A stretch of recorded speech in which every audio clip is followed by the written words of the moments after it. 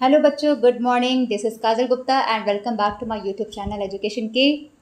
और आज के इस वीडियो में हम लोग पढ़ेंगे cell cycle and cell division. तो किसी भी सेल के रिप्रोडक्टिव साइकिल को हम बोलते हैं सेल साइकिल। और सेल साइकिल के थ्रू ही कोई सेल डिवाइड करके एक सेल से दो सेल बनाती है। फर्दर 2 से 4, 4 से 8, 8 से 16 सेल्स ऐसे बनती चली जाती हैं। और सेल के डिवीज़न से ही जो ग्रुप ऑफ सेल्स फॉर्म करते हैं तो मल्टी सेलुलर ऑर्गेनिज्म का ग्रोथ होता है। एक टिपिकल ह्यूमन सेल 24 घंटे के अंदर डिवाइड हो जाती है। वहीं ईस्ट की सेल साइकिल का टाइम है 90 मिनट। तो ईस्ट 90 मिनट में 1 से 2 हो जाती है। और एक बैक्टीरिया जैसे कि इकोलाई ये 20 मिनट्स में डिवाइड हो जाती है। तो सेल साइकिल का time organism to organism vary करता है।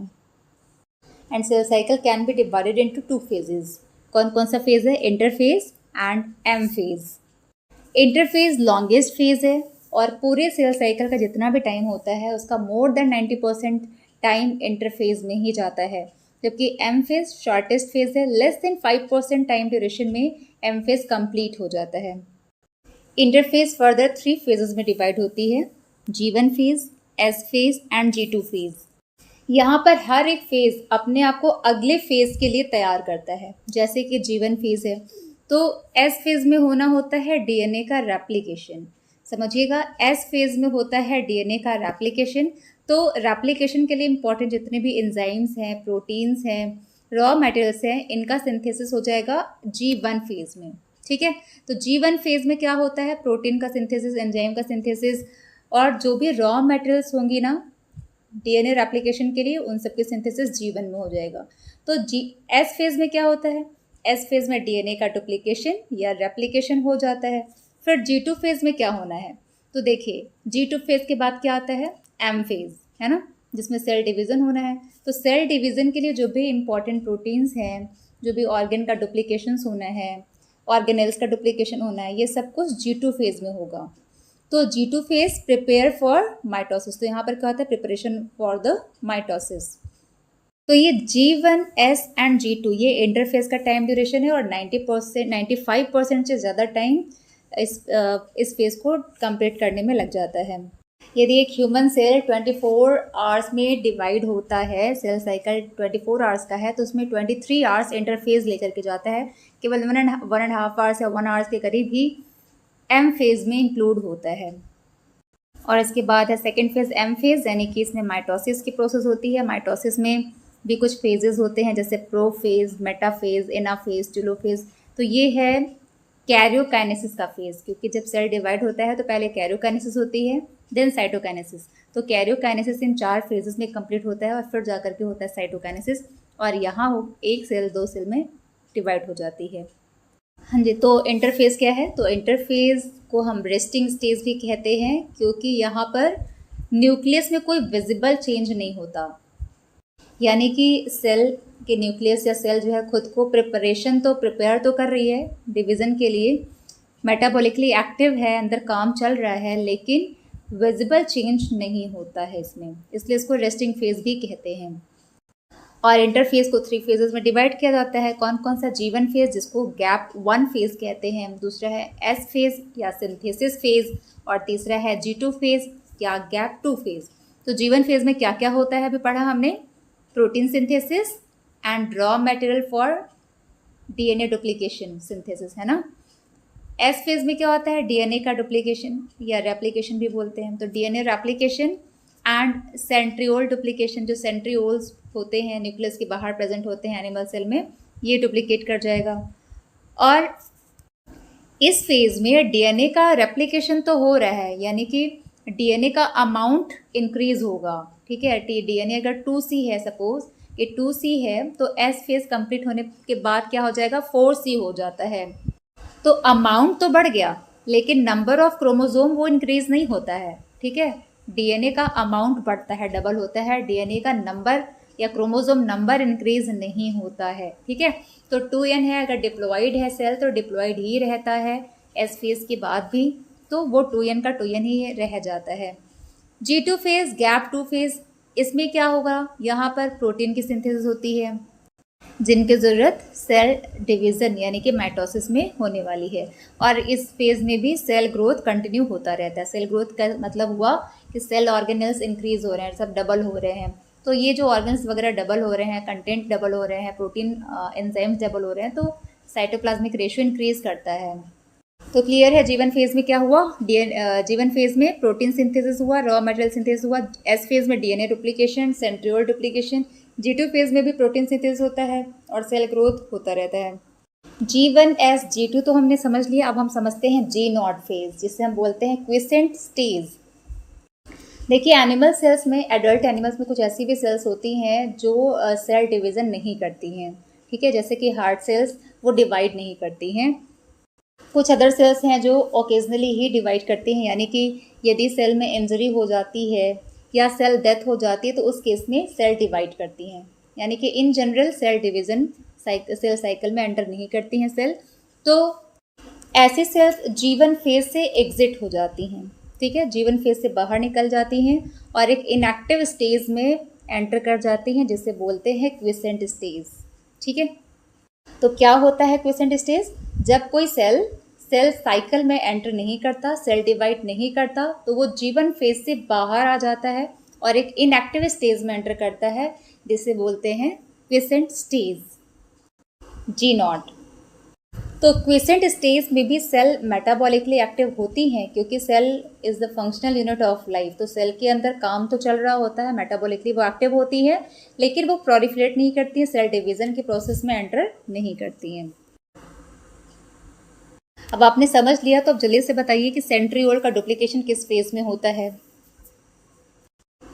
जी हाँ, एस फेज में होता है। डीएनए रेप्लिकेशन एस फेज में होता है। एम फेज का टाइम पीरियड लेस देन 5%। तो नेक्स्ट पढ़ेंगे एम फेज, जिसमें हम पढ़ना है माइटोसिस।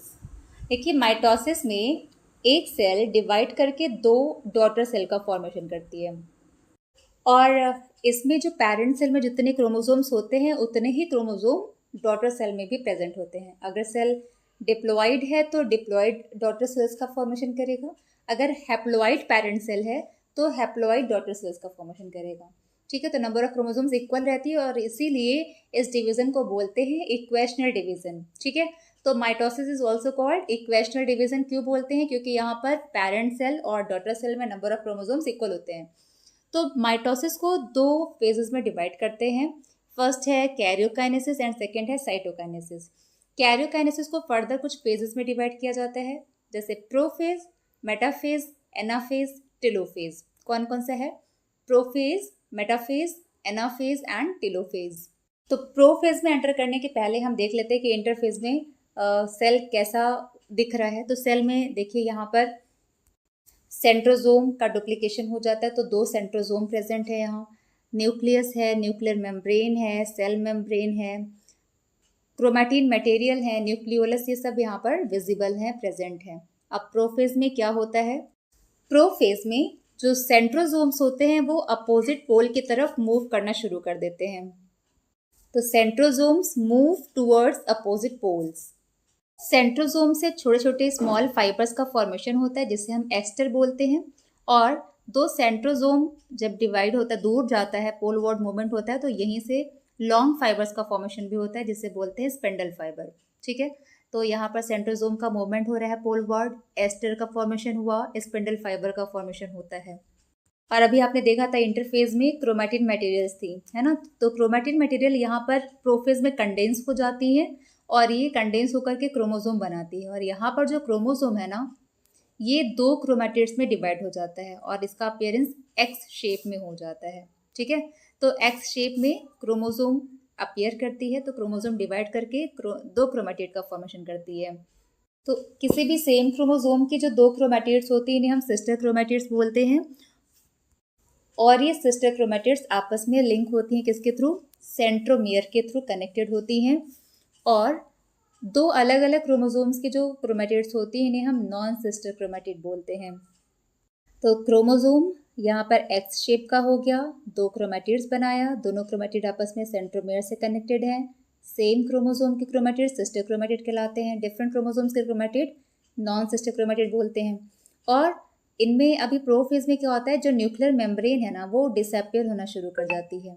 तो nuclear membrane begins to disappear. तो प्रोफेज में क्या क्या इवेंट हुआ आपको क्लियर हुआ। सेंट्रोजोम पोलवार्ड मूवमेंट किया, एस्टर स्पेंडल फाइबर का फॉर्मेशन हुआ, क्रोमोसोम कंडेंस होकर के दो क्रोमेटिड का फॉर्मेशन किया, ठीक है, और न्यूक्लियर मेम्ब्रेन डिसअपियर होना शुरू कर देता है। और अब सेल नेक्स्ट फेज में एंटर किया मेटाफेज में। मेटाफेज में जो न्यूक्लियर इन्वेलप है, न्यूक्लियर मेम्ब्रेन है, वो कंप्लीटली डिसअपियर हो जाती है, डिसइंटीग्रेट हो जाती है।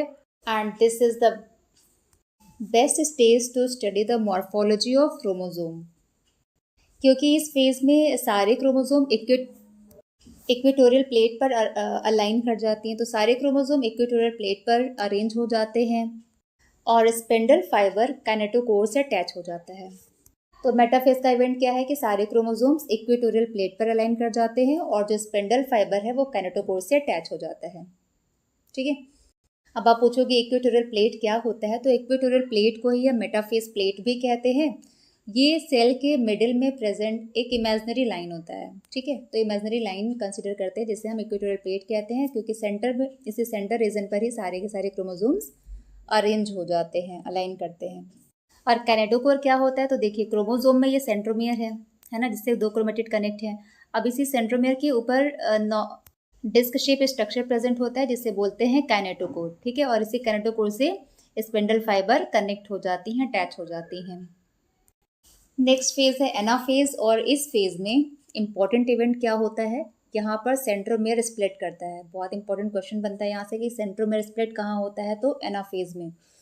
तो सेंट्रोमियर स्प्लिट करेगा और ये दो क्रोमेटिड्स हैं, ये सेपरेट हो जाती हैं, ठीक है। तो centromere split and chromatid separate here. और सेपरेट होने का पर्पस क्या है, क्योंकि ये क्रोमेटिड्स अपोजिट पोल की तरफ मूव करती हैं, ठीक है। तो सिस्टर क्रोमेटिड सेपरेट होकर के अपोजिट पोल की तरफ मूव करने लग जाती हैं, ये एनाफेज में होता है। एंड लास्ट फेज है इसका टेलोफेज। इस फेज में जो भी क्रोमोसोम्स पोलवर्ड मूव कर रहे थे, अब वो एक पोल पर यानी कि स्पिंडल पोल पर क्लस्टर्ड हो जाते हैं, सारे इकट्ठा हो जाते हैं और इनके अराउंड में न्यूक्लियर मेम्ब्रेन, न्यूक्लियर एनवेलप का फॉर्मेशन हो जाता है। और इस तरीके से दो न्यूक्लियाई का फॉर्मेशन टेलोफेज में होता है। तो टेलोफेज में क्या हुआ, दो डॉटर न्यूक्लियस का फॉर्मेशन हो जाता है। और यहीं पर ये प्रोफेज का अपोजिट फेज है, यानी कि प्रोफेज में सब डिसअपियर करना शुरू करता है, सारे सेल ऑर्गेनल्स डिसअपियर हो जाते हैं, डिसइंटीग्रेट हो जाते हैं, न्यूक्लियर मेम्ब्रेन डिसइंटीग्रेट हो जाता है। यहाँ पर वो सब रीअपियर करते हैं, nuclear envelope reappear, nucleolus reappear, Golgi complex, endoplasmic reticulum reform, ठीक है। तो कैरियोकाइनेसिस की फेज होती है कंप्लीट और अब स्टार्ट होगा साइटोकाइनेसिस। तो साइटोकाइनेसिस अलग अलग सेल्स में डिफरेंट तरीके से होता है। जैसे कि अगर हम एनिमल सेल की बात करें तो एनिमल सेल में सेल फरो फॉर्मेशन के थ्रू साइटोकाइनेसिस होता है, सेल डिवीजन होता है। तो सेल फरो सेल के सेंटर से सेल फरो बनता है, कॉन्स्ट्रिक्शन होना शुरू होता है, सेल कॉन्स्ट्रिक्ट करती है और फिर फाइनली डिवाइड करके दो डॉटर सेल्स का फॉर्मेशन करती है। जबकि प्लांट सेल में क्या होता है, सेल के सेंटर से गोल्गी बॉडीज़ वहाँ पे गैदर कर जाती हैं और ये बनाती हैं सेल प्लेट। तो सेल प्लेट का फॉर्मेशन कैसे होता है, गोल्गी बॉडी से होता है, ठीक है। तो गोल्गी बॉडी सेल प्लेट का फॉर्मेशन करती है और फाइनली ये सेल प्लेट्स के थ्रू ही सेल डिवाइड हो जाता है और दो डॉटर सेल का फॉर्मेशन होता है। साइटोकाइनेसिस क्लियर हो गया। एनिमल सेल में कैसे होता है, सेल फरो फॉर्मेशन के थ्रू साइटोकाइनेसिस होता है। जबकि प्लांट सेल में कैसे होता है, सेल प्लेट फॉर्मेशन के थ्रू साइटोकाइनेसिस होता है प्लांट में। तो सेल प्लेट का फॉर्मेशन किसके थ्रू हो रहा है, गोल्जी बॉडी। तो गोल्जी एपरेटस, गोल्जी वेसिकल्स ये हैं जो इकट्ठा हो जाती हैं मिडिल ऑफ द सेल और वो बनाती हैं सेल प्लेट। अगर आपको सेल साइकिल अच्छे से समझ में आ गया है तो हम रिकॉल करते हैं माइटोसिस को। तो माइटोसिस में पहला फेज कौन सा है, प्रोफेज है। प्रोफेज में कौन कौन से इवेंट होते हैं, तो सबसे पहले यहाँ पर सेंट्रोजोम का क्या हो रहा है, पोल वार्ड मूवमेंट होता है। सेंट्रोजोम से क्या क्या बनती हैं, एक तो एस्टर फॉर्मेशन, दूसरा स्पेंडल फाइबर फॉर्मेशन होता है, ठीक है। और इस फेज में क्या हो रहा है, न्यूक्लियर मेम्ब्रेन डिसइंटीग्रेट कर जाती हैं और क्रोमोसोम डिवाइड करके दो क्रोमेटिड फॉर्म कर लेती हैं। क्लियर है। तो प्रोफेज में क्या क्या तीन इवेंट आपको याद रखने हैं। एक तो सेंट्रोजोम से रिलेटेड दो टर्म, सेंट्रोजोम पोल वार्ड मूव किया, एस्टर बना, स्पेंडल बना। फिर यहाँ न्यूक्लियर मेम्ब्रेन डिसइंटीग्रेट किया और क्रोमोसोम डिवाइड करके दो क्रोमेटिड का फॉर्मेशन करता है, ठीक है, ये दोनों क्रोमेटिड आपस में किससे जुड़ी हैं, सेंट्रोमियर से, और सेम क्रोमोसोम की क्रोमेटिड सिस्टर होती हैं, अदर अदर क्रोमोसोम की क्रोमेटिड नॉन सिस्टर होती हैं। और अब सेकेंड फेज क्या होता है बताओ, मेटाफेज। मेटाफेज में क्या होता है, सारे के सारे chromosomes middle of the cell यानी कि मेटाफेज प्लेट या इक्वेटोरियल प्लेट पर अलाइन करती हैं। और दूसरा इवेंट क्या होता है, स्पेंडल फाइबर काइनेटोकोर से अटैच हो जाती हैं। तीसरा फेज क्या है, एनाफेज। एनाफेज में क्या होता है, सेंट्रोमियर का डिवीजन। तो सेंट्रोमियर डिवाइड किया और जो क्रोमेटिड्स हैं इनका पोलवार्ड मूवमेंट शुरू होता है। तो centromere division and poleward movement of chromatids, ये एनाफेज में हुआ। नेक्स्ट फेज क्या है, टेलोफेज।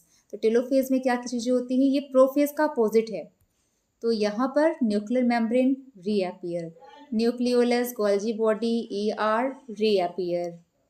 तो टेलोफेज में 2 डॉटर न्यूक्लियाई का फॉर्मेशन हो जाता है, this is opposite to the prophase. Karyokinesis तो कंप्लीट। अब इसके बाद क्या होगा, साइटोकाइनेसिस। तो साइटोकाइनेसिस में क्या होता है, सेल का डिवीजन हो जाता है, साइटोप्लाज्म का डिवीजन होता है और 1 से 2 डॉटर सेल का फॉर्मेशन हो जाती हैं। अच्छा, यहाँ पर एनिमल सेल में कैसे होता है सेल डिवीजन, सेल्फ फॉर्मेशन के थ्रू। प्लांट सेल में कैसे होता है, सेल प्लेट के थ्रू। अब नेक्स्ट क्या है, सिग्निफिकेंस ऑफ माइटोसिस। क्या इंपॉर्टेंस है इसका, देखिए डिप्लॉइड सेल से डिप्लॉइड डॉटर सेल का फॉर्मेशन करना है तो क्या करना होगा, माइटोसिस। आपने पढ़ा है एसेक्सुअल रिप्रोडक्शन मोड, अमीबा है, अमीबा में, पैरामीशियम में, यूग्लेना, ट्रिप्नोसोमा, इन सब में क्या होता है, बाइनरी फिजन। इसमें भी एक पेरेंट सेल डिवाइड करके 2 डॉटर सेल बनाता है विद आइडेंटिकल जेनेटिक कंपोनेंट। दूसरा इंपॉर्टेंट क्यों है, मल्टी सेलुलर ऑर्गेनिज्म की ग्रोथ के लिए इंपॉर्टेंट है ना। तो पहले आप छोटे थे और अब आप बड़े हो गए, तो ये ग्रोथ कैसे हुआ, ग्रोथ सेल डिवीजन की वजह से हुआ। नई नई सेल्स बनती गई, एक गैदर होती गई और फिर इससे आपका साइज इंक्रीज करता गया।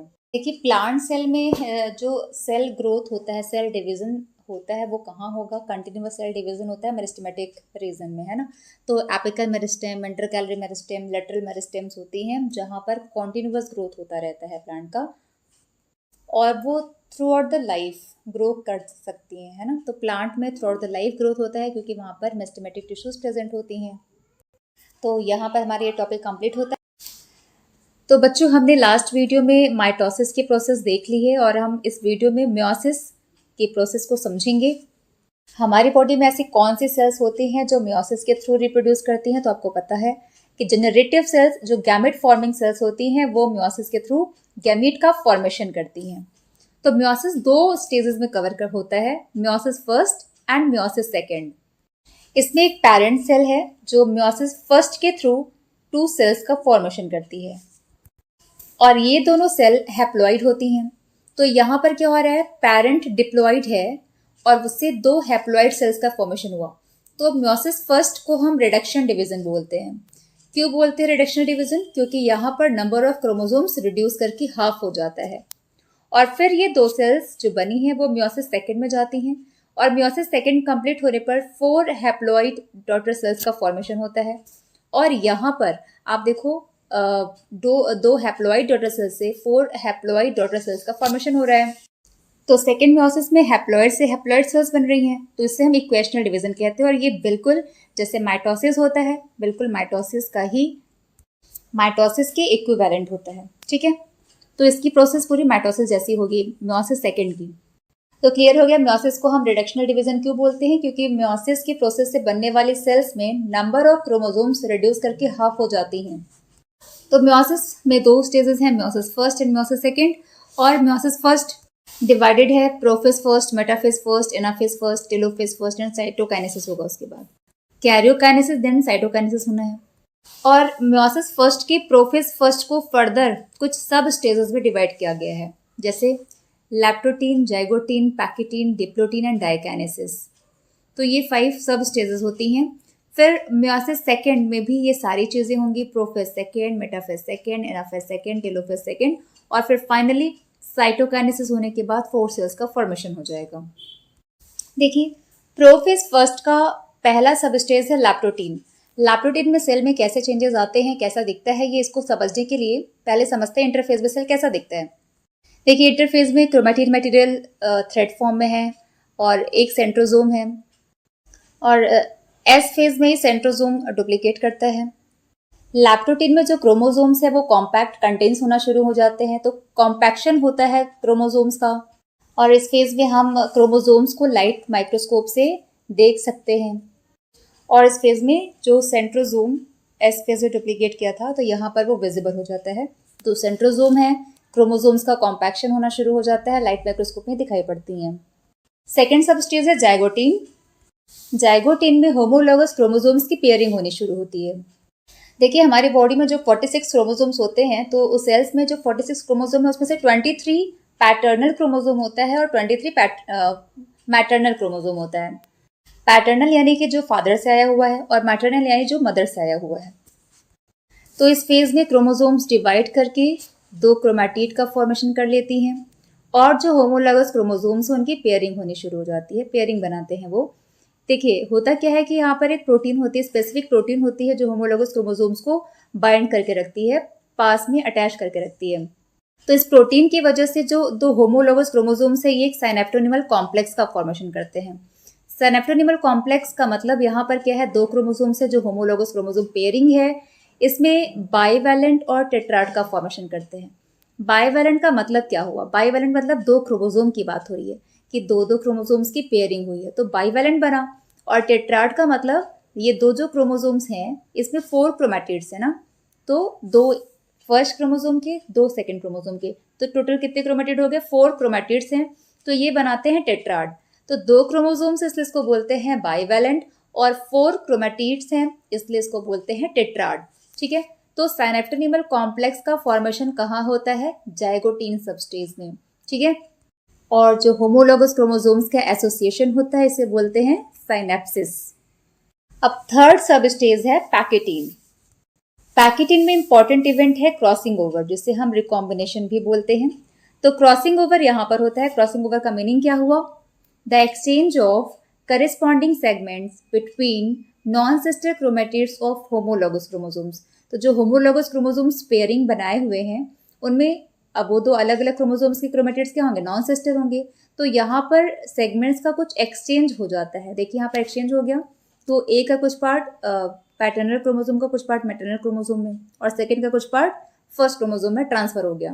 This is called crossing over. ठीक है, तो पैकेटीन में क्या होता है, रिकॉम्बिनेशन या क्रॉसिंग ओवर, इसी को बोलते हैं रिकॉम्बाइन होना। ठीक है, तो दो क्रोमोसोम्स के कैरेक्टर्स क्या हो गए, एक्सचेंज हो गए। ठीक है, तो पैकेटीन में क्या होता है, क्रॉसिंग ओवर, या इसे क्या बोलते हैं, रिकॉम्बिनेशन। तो नेक्स्ट सब स्टेज है डिप्लोटीन। डिप्लोटीन में क्या हो रहा है, इसमें जो सेनेप्टोनिमल कॉम्प्लेक्स है वो डिसॉल्व होना शुरू हो जाता है। तो डिसोल्यूशन ऑफ सेनेप्टोनिमल कॉम्प्लेक्स। डिसोल्यूशन का मतलब यहाँ पर क्या हुआ कि देखिए इनके बीच में जो सेनेप्टोनिमल कॉम्प्लेक्स है यानी कि प्रोटीन थी वो यहाँ पर डिसॉल्व हो जाता है, डिसअपियर होने लग जाता है, जिससे कि जो क्रोमोसोम्स है ना वो दूर भागना शुरू करते हैं, क्योंकि इनका जो बाइंडिंग प्रोटीन था वो तो है नहीं, तो ये सेपरेट होने लगते हैं, दोनों क्रोमोसोम्स बाइवैलेंट सेपरेट होने लगते हैं एक दूसरे से। लेकिन ये क्रोमोसोम्स एक जगह पर अटैच्ड होते हैं, ठीक है, जहां पर क्रॉस ओवर हुआ है। तो क्रॉसिंग ओवर वाली साइड पर ये दोनों क्रोमोसोम्स अटैच होते हैं और इस पॉइंट पर रिकॉम्बिनेशन नोड्यूल का फॉर्मेशन होता है जिससे बोलते हैं क्याजमेटा। क्या बोलते हैं, क्याजमेटा। तो क्याजमेटा का फॉर्मेशन कहाँ होता है, डिप्लोटीन सब स्टेज में होता है। तो क्याजमेटा है क्या, it is the site of synapsis and crossing over. क्या है, it is the site of synapsis and crossing over. तो क्याजमेटा का फॉर्मेशन कहाँ हुआ, डिप्लोटीन में। क्याजमेटा को और क्या बोलते हैं, रिकॉम्बिनेशन नोड्यूल, क्योंकि जहां से रिकॉम्बाइन हुए हैं क्रोमोसोम्स उनके बीच में नॉड लाइक स्ट्रक्चर होता है, नोड्यूल लाइक स्ट्रक्चर होता है, that is called recombination nodule या क्याजमेटा।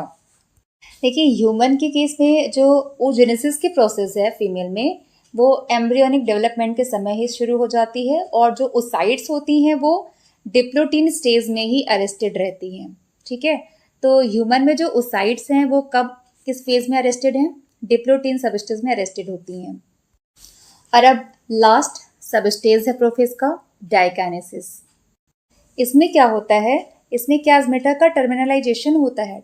इसका क्या मीनिंग हुआ, जब सिनेप्टोनिमल कॉम्प्लेक्स डिसॉल्व हुआ तो क्रोमोसोम्स दूर भागना शुरू की, तो ये जो नोड्यूल था, नोड्यूल धीरे धीरे करके शिफ्ट होता है नीचे की तरफ, आते आते वो टर्मिनेशन पॉइंट पर आ जाता है।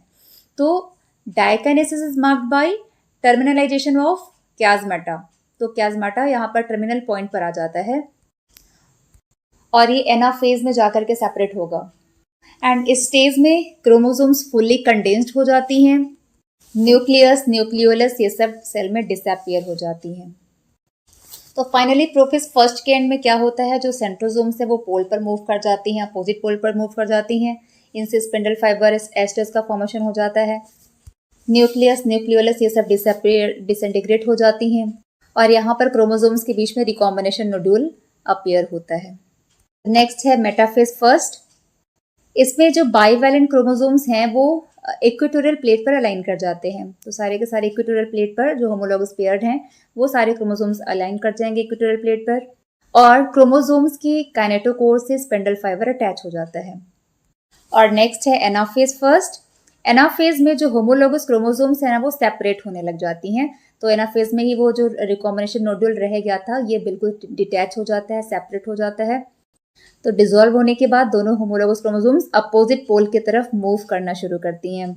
और यहाँ पर क्रोमैटिड डिवाइड नहीं हो रहा है, सेंट्रोमियर का डिवीजन इसमें नहीं होता है क्योंकि यहाँ पर क्रोमोसोम्स ही हाफ हाफ सेपरेट हो रही हैं। ठीक है, 23 क्रोमोसोम्स ह्यूमन के केस में 23 एक पोल पर और 23 क्रोमोसोम्स एक पोल पर चली जाएंगी। नेक्स्ट है टेलोफेज फर्स्ट। इसमें जो क्रोमोसोम्स हैं वो अपोजिट पोल्स पर, स्पिंडल पोल्स पर क्लस्टर्ड हो जाती हैं और इनके अराउंड में न्यूक्लियर मेम्ब्रेन का फॉर्मेशन हो जाता है, न्यूक्लियोलस रीअपियर होती है और इसके बाद होता है साइटोकाइनेसिस। तो साइटोकाइनेसिस फर्स्ट, इसमें सेल्स डिवाइड हो जाती हैं और दो हैप्लॉइड सेल का फॉर्मेशन होता है जिसे हम बोलते हैं डायड। तो साइटोकाइनेसिस फर्स्ट में क्या हुआ, डायड का फॉर्मेशन हुआ। अब नेक्स्ट फेज होना है मियोसिस सेकेंड का। तो मियोसिस फर्स्ट के बाद मियोसिस सेकेंड आता है और इसके बीच में इंटरफेज नहीं होता, इंटरकाइनेसिस होता है। तो दो मियोसिस के बीच के जो स्टेज है उसे बोलते हैं इंटरकाइनेसिस और ये शॉर्ट लिव्ड होता है। इस फेज में डीएनए का रेप्लिकेशन डुप्लीकेशन नहीं होता है। ठीक है, तो दो मियोसिस के बीच के फेज को क्या बोल रहे हैं, इंटरकाइनेसिस। ठीक है, तो अब हम मियोसिस सेकेंड में एंटर कर जाते हैं और ये होता है क्या, प्रोफेज सेकेंड। देखिए प्रोफेज सेकेंड मतलब प्रोफेज ऑफ माइटोसिस। तो मियोसिस सेकेंड के जितने भी फेजेस होंगे वो सब माइटोसिस के जैसे ही होंगे। तो इसमें क्या होता है, प्रोफेज सेकेंड में न्यूक्लियर मेम्ब्रेन डिसइंटीग्रेट करने लग जाती है, स्पिंडल फाइबर रीअपियर हो जाती हैं। वही सेंट्रोसोम्स अपोजिट पोल पर मूव करते हैं तो स्पिंडल फाइबर बनता है, न्यूक्लियर मेम्ब्रेन डिसइंटीग्रेट करना शुरू कर जाती हैं। मेटाफेज सेकेंड में क्या होगा, सारी के सारे जो क्रोमोसोम्स हैं वो कहाँ, मेटाफेज प्लेट पर अलाइन कर जाती हैं। ठीक है, और जो क्रोमोसोम्स के काइनेटोकोर्स है उससे स्पिंडल फाइबर अटैच हो जाता है। मेटाफेज में सारे क्रोमोसोम्स मेटाफेज प्लेट पर, इक्वेटोरियल प्लेट पर अलाइन कर जाते हैं, काइनेटोकोर से स्पिंडल फाइबर अटैच हो जाती है। फिर होता है एनाफेज सेकेंड। एनाफेज सेकेंड का मतलब जो एनाफेज हुआ है माइटोसिस में। यहाँ पर इंपॉर्टेंट इवेंट क्या है, एक तो सेंट्रोमियर का डिवीजन होगा। तो सेंट्रोमियर डिवाइड किया यानी कि क्रोमोसोम से सिस्टर क्रोमैटिड सेपरेट हो गई। तो ये सिस्टर क्रोमैटिड अपोजिट पोल की तरफ मूव करती हैं जिससे ये जो स्पिंडल फाइबर है शॉर्ट होना शुरू हो जाता है। और फिर इसका लास्ट फेज होता है टेलोफेज सेकेंड। टेलोफेज सेकेंड में सिंपली वही कि हर एक सेल में दो दो न्यूक्लियस का फॉर्मेशन हो जाता है, तो न्यूक्लियर मेम्ब्रेन रीफॉर्म कर जाती हैं। और फाइनली साइटोकाइनेसिस सेकेंड के बाद में 4 हैप्लॉइड डॉटर सेल्स का फॉर्मेशन होता है। ठीक है, फॉर्मेशन ऑफ टेट्राड। टेट्राड मतलब 4 डॉटर सेल्स बनती हैं, हैप्लॉइड सेल्स का फॉर्मेशन हो जाता है साइटोकाइनेसिस के बाद। और अब ये हो गया मियोसिस। तो अब समझते हैं सिग्निफिकेंस ऑफ मियोसिस, क्या इंपॉर्टेंस है इसका। तो meiosis is a process that produces gametes. तो गैमेट्स का फॉर्मेशन मियोसिस से ही होता है। And due to meiosis the chromosome number of organism remains constant in each generation। तो आप पढ़ते हो ना, why the number of chromosome does not get double during sexual reproduction, क्योंकि यहाँ पर गैमेट्स का इन्वॉल्वमेंट होता है। और गैमेट्स कैसे बनती है, मियोसिस से बनती है, जिसमें haploid set of chromosome, half set of chromosomes he present होती हैं। ठीक है, एंड यू नो कि इसमें क्रॉसिंग ओवर हो रहा है, तो रिकॉम्बिनेशन के प्रोसेस की वजह से क्या होता है, वेरिएशन कॉज करता है। और you know variation enable an organism to survive in changing environment. Environment जिस तरीके से चेंज हो रहा है तो उसमें जेनेटिक वेरिएशन होना भी इम्पॉर्टेंट होता है ताकि हम उस चेंजिंग इन्वायरमेंट में सर्वाइव कर सके। And variation is the key of evolution. तो होपफुली आपको ये वीडियो अच्छे से समझ आया होगा। हाँ, इस वीडियो को लाइक ज़रूर करेंगे और हमारे चैनल को सब्सक्राइब नहीं किया है तो सब्सक्राइब ज़रूर कर लीजिए। Thank you for watching.